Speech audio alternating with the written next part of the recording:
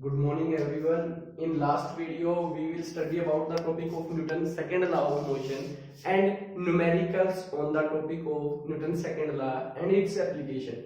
Today in this video we will study about the topic of Newton third law of motion. Newton third law of motion जो है उसको explain करने से पहले बच्चों हम कुछ एग्जांपल्स देखते हैं। उन एग्जांपल्स के थ्रू आउट हम लोग Newton third law of motion को एक्सप्लेन करेंगे। क्या एग्जांपल देखते हैं? When a force is applied to stop a moving body, जब भी हम कोई फोर्स अप्लाई करते हैं, फॉर एग्जांपल कोई बॉडी मूव करते हुए आ रही है और हम उसको रोकने की कोशिश करते हैं, तो देखा होगा we will when a force is applying to stop a moving body we will observe a force on from the body being stopped। उस बॉडी को जिसको हम लोग रोक रहे हैं, उस रोकने वाली बॉडी से हमारी बॉडी के ऊपर क्या लगेगा? एक फोर्स एक्सर्ट होगा। सिमिलरली अगर मैं दूसरे एग्जांपल की बात करूं, when a cricketer use his hands, cricketer जो होता है वो अपने हैंड्स को यूज करता है किसको कैच करने के लिए? किसी भी बॉल को कैच करने के लिए, रोकने के लिए आप लोगों के पास। तो he also exert a force on his hand, उसके हैंड्स के ऊपर वो बॉल के थ्रू जब बॉल को कैच करता है, रोकता है, तो उसके बॉल से उसके हैंड्स के ऊपर एक फोर्स एक्सर्ट होता है। कई बार तो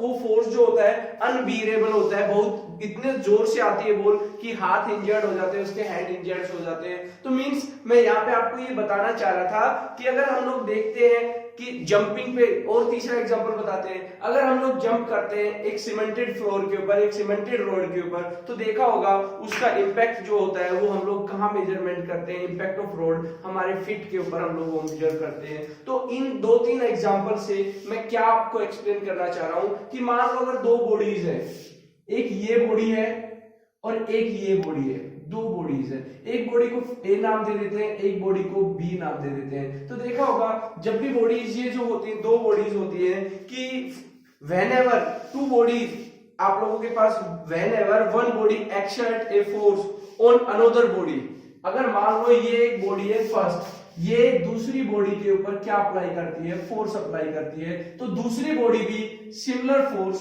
पहली वाली बॉडी के ऊपर अप्लाई करती है। मींस अगर हम लोग फोर्स अप्लाई कर रहे हैं ए का, किसके ऊपर हम लोग अप्लाई कर रहे हैं? बॉडी बी के ऊपर अप्लाई करते हैं, तो बॉडी बी भी उतना ही सिमिलर फोर्स ए बॉडी के ऊपर अप्लाई करते हैं। एक फोर्स को हम लोग क्या बोलते हैं? एक्शन, और एक फोर्स को हम बोलते हैं रिएक्शन।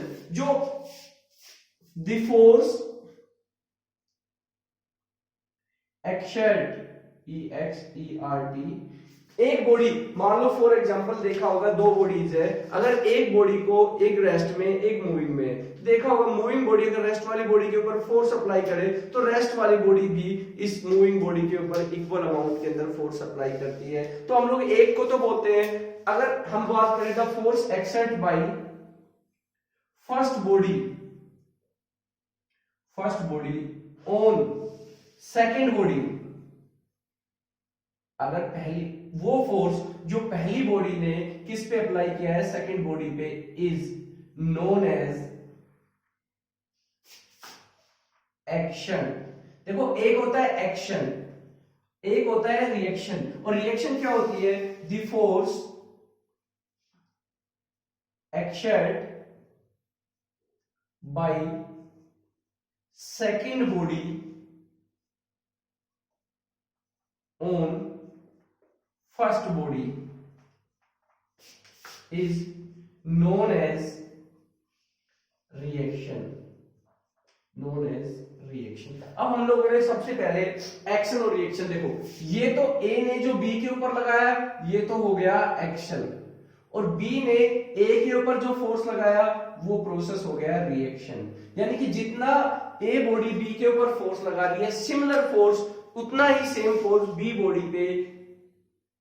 जो है वो ए के ऊपर क्या कर रही है? अप्लाई कर रही है। मीन एक्शन और रिएक्शन दोनों मैग्नीट्यूड के अंदर बराबर होते हैं, बट दोनों की डायरेक्शन क्या होती है? अपोजिट होती है।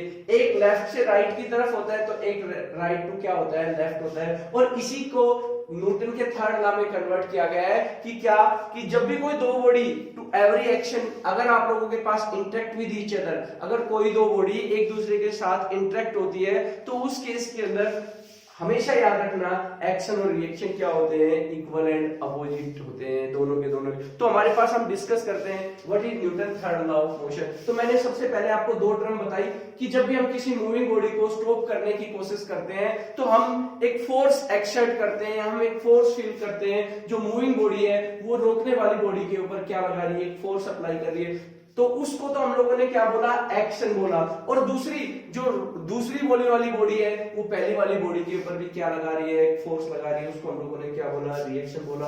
और इसी एक्शन और रिएक्शन को यूज करके हमने न्यूटन थर्ड लॉ की एक डेफिनेशन लिखी हुई है। क्या बनती है न्यूटन की डेफिनेशन, न्यूटन थर्ड लॉ की बात करें तो हमारे पास क्या डेफिनेशन बताती है, according to Newton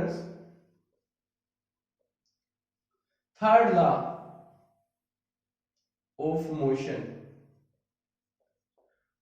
Newton third law of motion क्या बताता है, टू एवरी एक्शन,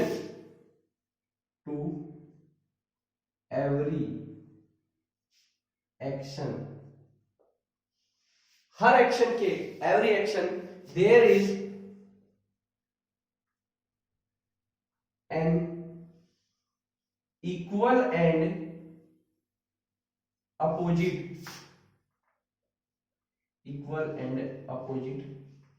रिएक्शन। हमेशा याद रखना टू एवरी एक्शन, हर एक्शन के एक इक्वल और क्या होती है, अपोजिट रिएक्शन होती है। जहां एक्शन होगा उसके अपोजिट में रिएक्शन तो होगी ही होगी। More over action and reaction, जो दोनों के दोनों एक्शन और रिएक्शन है ये किसके ऊपर करेंगे, act on different body. More over action and reaction act on different body. ये जो एक्शन और रिएक्शन होते हैं ये दोनों के दोनों, देखो एक बॉडी एक्शन लगा रही है, एक ने बी के ऊपर, देखो ये ए थी ये बी थी, तो देखो ए ने बी के ऊपर जो फोर्स लगाया वो तो हो गया एक्शन, और देखो दूसरी बी ने जो ए के ऊपर फोर्स लगाया वो आप लोगों के पास क्या हो गया, रिएक्शन हो गया। तो यानी कि अगर आप लोगों के पास कोई कैसा एक्शन और रिएक्शन इक्वल है तो वो एक दूसरे को कैंसिल क्यों नहीं कर देते। अगर वो सेम बॉडी पे काम करते हो, एक ही बॉडी पे काम कर रहे होते हो तो वो एक दूसरे को कैंसिल कर देते। बट एक्शन और रिएक्शन जो है वो दोनों के दोनों अलग अलग बॉडी पे, इस बॉडी पे तो क्या हुआ एक्शन और इस बॉडी पे क्या हुई, रिएक्शन हुई। तो मींस एक्शन और रिएक्शन जो है वो डिफरेंट बॉडीज के ऊपर काम कर रहे हैं, तो इसलिए वो कभी भी एक दूसरे को कैंसिल नहीं करते। तो ये हमारी न्यूटन के थर्ड लॉ की डेफिनेशन थी। क्या डेफिनेशन थी कि to every action there will be equal and opposite reaction. हर एक्शन के एक अपोजिट क्या होती है, रिएक्शन होती है, जो इस चीज के अंदर आपको एक्सप्लेन की गई है। अब मैं एक एक्टिविटी बनाना आपको पढ़ाना चाह रहा हूं। ये जो एक्टिविटी के लिए जो डायग्राम बनाया हुआ है, ये एक डायग्राम में क्या बताया गया आप लोगों के पास, देखो to every action there will be equal and opposite reaction, moreover action and reaction act on different body, that is the definition of Newton third law of motion। अब मैं आपको एक एक्टिविटी दिखा के, एक एक्टिविटी के थ्रू आउट आपको ये एक्शन और रिएक्शन की जो वैल्यू है ये इक्वल होती है और एक दूसरे के अपोजिट डायरेक्शन में अप्लाई करते हैं, वो मैं इस डायग्राम की हेल्प से आपको एक्टिविटी एक्सप्लेन करने वाला हूं, या जिसको हम लोग डेमोन्स्ट्रेशन बोल सकते हैं या एक्टिविटी बोल सकते हैं। हमारी एक्टिविटी क्या है बेटा, देखो समझना है हम लोगों ने। सबसे पहले हमने क्या किया, टू सिमिलर स्प्रिंग बैलेंस ले लिए, एक स्प्रिंग बैलेंस ये है और एक स्प्रिंग बैलेंस ये, दोनों स्प्रिंग बैलेंस है। दो सिमिलर स्प्रिंग बैलेंस ले लिए, एक को नाम दे दिया ए और एक को नाम दे दिया B, join by hook as shown in the figure, और उन दोनों को, ये हुक है, इन हुक की हेल्प से हमने उन दोनों को क्या कर दिया, ज्वाइन कर दिया। बी के एक एंड को, जो फ्री एंड बच गया, उसको हम लोगों ने एक दीवार के ऊपर, आप लोगों के पास एक वॉल के ऊपर क्या कर देना है, फिक्स कर देना है। क्लियर। तो हम लोगों ने क्या किया, दूसरा आप लोगों के पास रिजिड सपोर्ट के साथ जो बी का है एक एंड, हम क्या करेंगे, एक के ऊपर फोर्स लगाएंगे, देखो other end of the spring balance, ये जो एंड है इसको हम लोग क्या करते हैं, अपने हैंड से क्या करते हैं, लेफ्ट हैंड साइड की तरफ पुल करते हैं। तो देखो हम क्या कर रहे हैं, एक्शन, क्या हो रहा है, एक्शन। देखो एक्शन के कारण कितना फोर्स आप लोगों के पास जो लग रहा है, एक्शन इस डायरेक्शन में लग रहा है और रिएक्शन अपोजिट डायरेक्शन में लग रहा है। तो हमने इसको इधर की तरफ खींचा, तो हमने क्या लगाया, ये तो किया हमारा एक्शन। तो एक्शन करने से देखो हम ए को स्प्रिंग बैलेंस को मूव कर रहे हैं, तो ए को स्प्रिंग बैलेंस को मूव करने से उसकी जो रीडिंग है वो कितनी आ रही है, 20 न्यूटन आ रही है। देखो मैं आपको एक बार एक्टिविटी बताता हूँ, पढ़ के आपके नोट्स में मैंने एक्टिविटी भेजी है बना के, उसमें भी यही चीज समझाई हुई है। क्या लिखा हुआ है, the other end of the spring balance A, ये जो स्प्रिंग बैलेंस है इसका अदर एंड, एक तो हुक के साथ बी के साथ फिक्स कर दिया, जो अदर एंड है उसको हम लोग क्या कर रहे हैं, pull out to the left hand side की तरफ क्या कर रहे हैं, पुल कर रहे हैं। तो उससे क्या होगा, both the balance show some reading of force, दोनों, क्योंकि स्प्रिंग बैलेंस, जो स्प्रिंग बैलेंस है बेटा वो किसकी रीडिंग को शो करते हैं, फोर्स की रीडिंग को रिप्रेजेंट करते हैं। तो देखो दोनों के दोनों जब रेस्ट में थे तो दोनों के पॉइंटर 0 पे थे, बट जब हमने ए को पुल किया तो दोनों स्प्रिंग बैलेंस दोनों फोर्स की वैल्यू दिखा रहे हैं और दोनों के दोनों कितनी रीडिंग दिखा रहे हैं, 20 न्यूटन। इसकी भी रीडिंग कितनी आ रही है, 20 न्यूटन आ रही है। अगर इसको और इसकी भी रीडिंग देखी जाए तो यहाँ पे पॉइंटर है, तो ये दोनों की दोनों कितनी रीडिंग दिखा रहे हैं, 20 न्यूटन दिखा रहे हैं। तो आप लोगों के पास क्या दिया हुआ है, द पुल बैलेंस ए, जो मैंने बोला pull balance A exert a force of 20 newton on B. A जो है वो ए पे जो पुल लगाया गया है वो बी के ऊपर कितना फोर्स लगा रहा है, 20 न्यूटन। ए पे तो ए ने लगाया बी पे और बी ने फिर किसके ऊपर लगाया, ए के ऊपर। देखो ए ने जो बी के ऊपर फोर्स लगाया वो तो हो गया एक्शन, और बी ने जो ए के ऊपर फोर्स लगाया वो क्या हो गया, रिएक्शन। बट यहाँ देखें तो ये रिएक्शन और एक्शन और रिएक्शन दोनों के अंदर अगर फोर्स की वैल्यू की बात की जाए तो दोनों केस के अंदर कितनी कितनी रीडिंग आ रही है, 20 न्यूटन आ रही है। तो ए ने जो बी के ऊपर फोर्स लगाया वो तो हो गया एक्शन, फर्स्ट बॉडी ने जो सेकंड बॉडी के ऊपर फोर्स लगाया वो तो हो गया एक्शन, और जो सेकंड बॉडी ने फर्स्ट बॉडी के ऊपर जो फोर्स लगाया वो हो गया रिएक्शन। तो हमेशा याद रखना, यहां देखो अगर मैं बात करूं एफ ए बी, पहली बॉडी ने दूसरी बॉडी पे फोर्स लगाया और दूसरी बॉडी ने पहली बॉडी के ऊपर जो फोर्स लगाया बी ने ए के ऊपर, और दोनों एक दूसरे के हमेशा क्या आते हैं, अपोजिट डायरेक्शन में होते हैं, तो नेगेटिव आते हैं।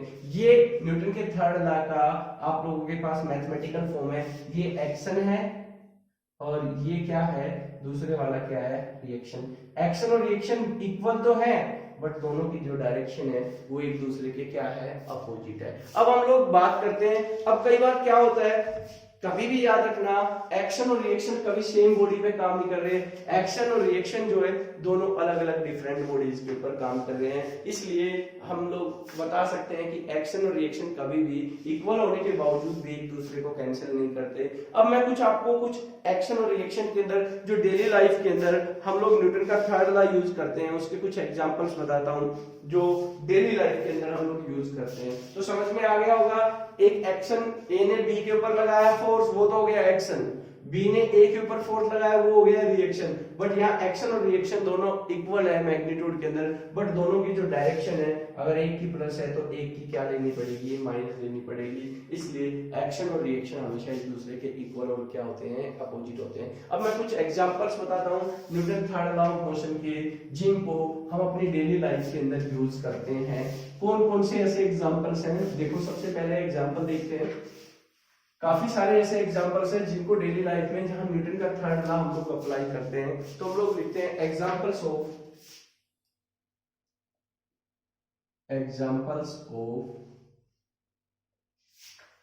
Newton third law of motion, third law of motion कहाँ कहाँ यूज करते हैं। मैं देखो आपको वन बाय वन करके एक एक करके थोड़ा थोड़ा उनको एक्सप्लेन करता हूं। तो सबसे पहला एग्जांपल अगर बात करें हम लोग स्विमिंग में यूज करते हैं, swimming of a man.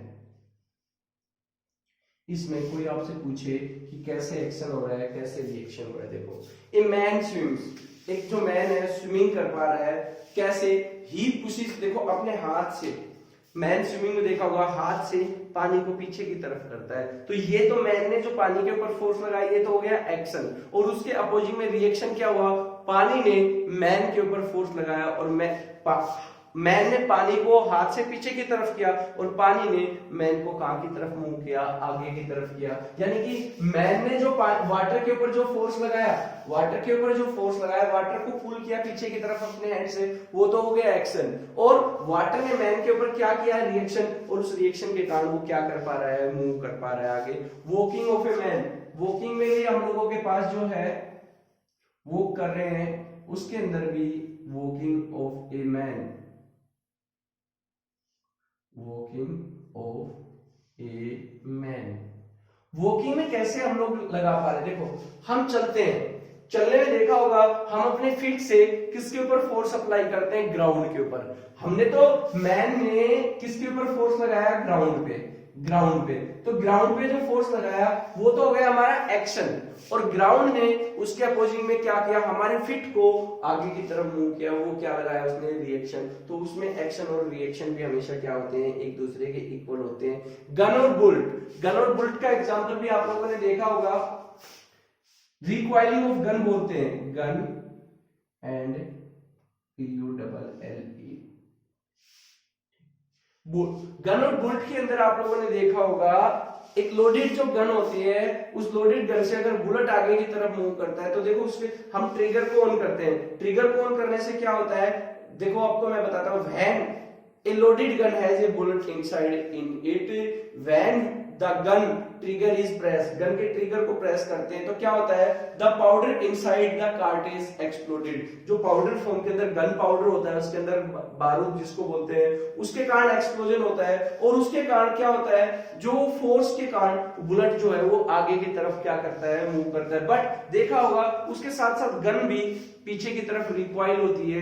Recoil का मतलब उसके अंदर क्या आ रही है, ये तो एक्शन हुआ बुलेट के कारण, तो बुलेट तो आगे की तरफ हुआ मूव, और बुलेट ने किसके ऊपर फोर्स लगाया, गन के ऊपर, वो उसकी क्या होगी बेटा, रिएक्शन होगी। मैन और बोट में देखा होगा आप लोगों के पास, कई बार आप लोगों ने देखा होगा बोट जो होती है रिवर के बिल्कुल बैंक के नियर बाई खड़ी होती है, तो जब कई बार हम लोग उससे उतरते हैं तो देखा होगा जो ही हम पैर से बोट को क्या करते हैं, हम पीछे की तरफ मूव करते हैं, बोट भी हमारे को कहां की तरफ, हम बाहर निकलते हैं, हमने किसके ऊपर फोर्स लगाया, बोट के ऊपर, और बोट ने हमारे ऊपर क्या लगाया, फोर्स लगा के हमें। तो मतलब मींस बहुत सारे एग्जांपल है। होस पाइप, फायर ब्रिगेड वालों को देखा होगा आप लोगों ने, होस पाइप जो होती है, उस होस पाइप में भी न्यूटन का थर्ड लॉ ऑफ मोशन, कभी देखा होगा होस पाइप में से पानी जितना स्पीड से इजेक्ट आउट होता है वो उतनी ही बैकवर्ड डायरेक्शन में क्या लगाती है। देखा होगा इतनी स्पीड से पानी कई भी बिल्डिंग्स के ऊपर जाता है, तो जितनी स्पीड से पानी जाता है, जितना एक्शन हो रहा है उसी के अपोजिट में उतना ही उसके अंदर क्या होती है,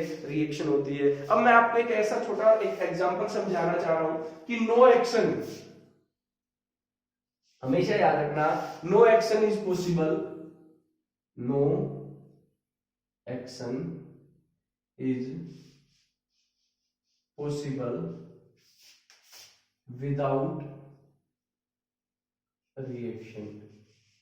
हमेशा याद रखना, एक्शन पॉसिबल है ही नहीं विदाउट किसके, रिएक्शन। यानी कि एक्शन और रिएक्शन जो होते हैं वो दोनों कंटिन्यूअसली साथ चलते हैं। अगर आप लोगों के पास रिएक्शन होगी तो ही एक्शन होगा, अदरवाइज यहाँ पे हम लोग कह सकते हैं एक्शन और रिएक्शन जो है मतलब दोनों साइमल्टेनियसली होते हैं। एक्शन होगा तो ही रिएक्शन होगी, अगर रिएक्शन होगी तो ही एक्शन होगा, अदरवाइज हम लोग बहुत सारे एग्जाम्पल पढ़ सकते हैं। देखो अगर मैं आपको एक्शन और रिएक्शन के बारे में बताता हूं तो क्या होता है, पहला example, A nail can not fix on A suspended wooden ball. कई बार देखा होगा एक बॉल लेते हैं, मैं आपको एक्शन और रिएक्शन बता रहा हूं कि no action is possible, action possible ही नहीं है बिना किसके, रिएक्शन के। एक हवा में एक बॉल को मैंने सस्पेंडेड कर दिया, ठीक है, और उसमें नेल को हैंग करना है, नहीं है पॉसिबल। या तो पीछे से उसको कोई स्पोर्ट, रिजिड स्पोर्ट मिले, फिर उसके अंदर बॉल के अंदर अगर नेल को हैंग करें, क्योंकि वहां अगर हम लोग उसको हवा में हैंग करना चाहेंगे तो उसके अपोजिट में जो है, हम लोग तो क्या कर रहे हैं, एक्शन कर रहे हैं, बट उसके अपोजिट में रिएक्शन हो ही नहीं, क्योंकि हम तो बॉल के ऊपर फोर्स लगा रहे हैं, तो बॉल के कारण, फोर्स के कारण बॉल कहां चली जाएगी, हवा में पीछे की तरफ चली जाएगी। बट पीछे से तो कोई रिएक्शन नहीं हुआ, तो रिएक्शन नहीं हुआ तो उसके अंदर हम बॉल के अंदर नेल को कभी भी हैंग नहीं कर सकते। सेकंड है, a paper can not be cut by a scissor of a single blade. देखा होगा सीजर में दो ब्लेड्स होती हैं, कटिंग करते हुए देखा होगा आप लोगों ने। अगर एक ब्लेड से सीजर से हम पेपर को कट नहीं कर सकते, देखो दोनों से लगाना पड़ेगा। ये एक्शन करेगा तो ये इसके एक नीचे जाएगा ब्लेड का, देखा होगा। अगर आप लोग सीजर को देखें तो मैं आपको दिखाऊं, देखो सीजर में दो पार्ट्स दिखा रखे हैं, यहाँ पे अगर मिलेगी तो मैं दिखाता हूँ। ये देखो ये दो पार्ट्स हैं, एक ये वाला है, ये तो कहाँ है नीचे की तरफ, और नीचे वाला कहाँ रहा है ऊपर की तरफ। यानी कि जब एक्शन हो रहा है तो ही उसके अपोजिंग में क्या हो रहा है, रिएक्शन। बिना एक्शन के रिएक्शन पॉसिबल नहीं है। थर्ड है, आप लोगों को बहुत सारे एग्जांपल है, writing of A hanging page is impossible. अगर हवा में एक पेज लटका दिया जाए और उस पर कुछ लिखना हो तो इम्पॉसिबल है। अगर ब्लैक बोर्ड पे पेस्ट कर दिया जाए तो लिखना क्या है, पॉसिबल है, क्योंकि यहाँ एक्शन के साथ क्या हो जाएगा, रिएक्शन। बट एयर में सिर्फ हम उसके ऊपर लिखना चाहेंगे तो हम तो क्या कर पा रहे हैं, एक्शन, पर उसके अपोजिट में क्या नहीं हो रही है, रिएक्शन। मतलब एक्शन जो है वो तभी पॉसिबल है जब क्या हो रही हो, रिएक्शन पॉसिबल हो रही हो। अब मैं आपको एक चीज और बताता हूं, action and reaction, action and reaction दोनों के दोनों जो है are not balance, are not balanced. Action और रिएक्शन जो है वो बैलेंस नहीं होते हैं। अब वो कब बैलेंस होते हैं, कब सोचो एक्शन और रिएक्शन बैलेंस होते हैं, जब अगर हम लोग बात करें एक्शन और रिएक्शन, देखो action and reaction through equal and opposite. ये जरूर है कि एक्शन और रिएक्शन जो है इक्वल होते हैं और अपोजिट होते हैं, एक दूसरे के अपोजिट होते हैं, but they act on two different bodies. ये कहां पे एक्ट करते हैं, दो बॉडीज के ऊपर। अब हम लोग कह रहे हैं ना आर बैलेंस बराबर है, क्योंकि ए और बी, ए ने किसके ऊपर फोर्स लगाया, बी के ऊपर लगाया, ये तो एक्शन हो गया, और बी ने किसके ऊपर लगाया फोर्स, ए के ऊपर लगाया, ये रिएक्शन होगी। तो एक पे एक्शन हो रहा है, एक पे रिएक्शन हो रहा है, बट ये बैलेंस नहीं है। अगर हम पूरे सिस्टम को, टू डिफरेंट बॉडीज को अगर एक पूरा सिस्टम मान ले, इस दो बॉडीज को अलग अलग ना मान के पूरा एक सिस्टम मान ले, तभी हम उसको कह सकते हैं बैलेंस। अदरवाइज एक्शन और रिएक्शन बैलेंस नहीं होते हैं। अगर पूरा सिस्टम उन दोनों बॉडीज को अगर एक सिस्टम के अंदर मान लिया जाए, तब जाके हम बोलते हैं कि एक्शन और रिएक्शन क्या होते हैं, बैलेंस होते हैं। अब एक छोटा सा न्यूमेरिकल है, मैं आपको एक छोटा सा न्यूमेरिकल है एक्शन और रिएक्शन के ऊपर इस टॉपिक में, वो एक बार थोड़ा सा और बता देता हूँ। क्या एक्शन और रिएक्शन के अंदर क्या न्यूमेरिकल दिया न्यूटन थर्ड लॉ पे, एक स्टेटमेंट दी हुई है, मैं पढ़ के बताता हूँ। When two bodies A and B are interact with each other, देखो ये दो बॉडीज है, एक A बॉडी है और एक ये B बॉडी है, दोनों एक दूसरे के साथ इंटरेक्ट हो रही है। तो A तो किसके ऊपर फोर्स लगाएगी, B के ऊपर, तो ये तो क्या हो गया, एक्शन। और B जो है वो किसके ऊपर फोर्स लगाएगी, A के ऊपर, ये क्या हो गया, रिएक्शन हो गया। अब यहां पे आपको न्यूमेरिकल में दिया है A exert a force of 10 Newton और B, A जो है ना B के ऊपर जो फोर्स लगा रही है वो कितना लगा रही है, 10 न्यूटन।